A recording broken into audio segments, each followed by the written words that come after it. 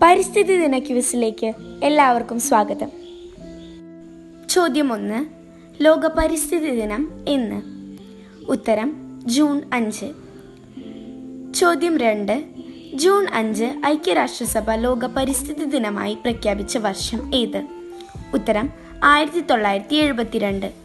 ചോദ്യം 3.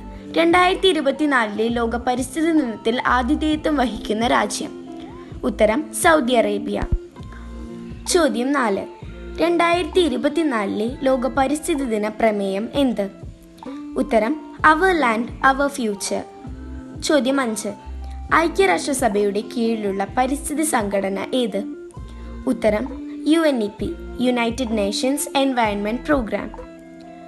ചോദ്യം 6. UNEP സ്ഥാപിതമായത് എന്ന്? ഉത്തരം 1972. ചോദ്യം 7. ജൈവ വൈവിധ്യം എന്ന പദം ആദ്യമായി ഉപയോഗിച്ചതാര്?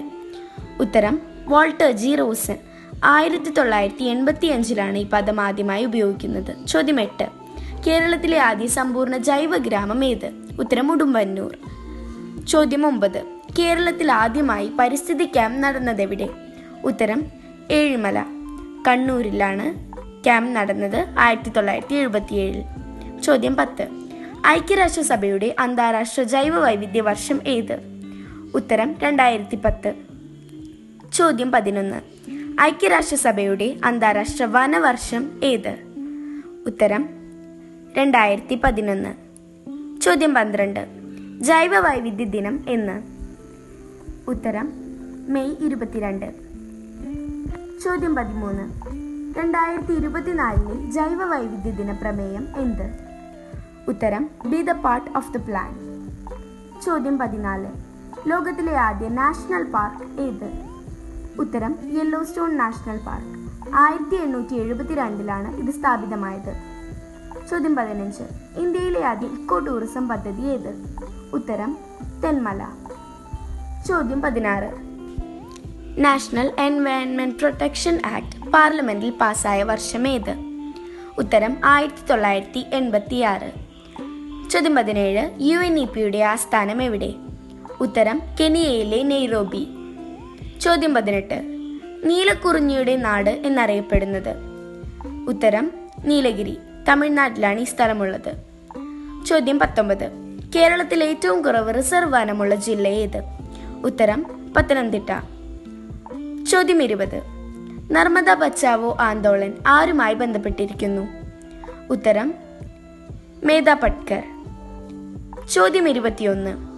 വനഭൂമി ഏറ്റവും കൂടുതലുള്ള ഇന്ത്യൻ സംസ്ഥാനം ഏത്? ഉത്തരം മധ്യപ്രദേശ്. ചോദ്യം 22.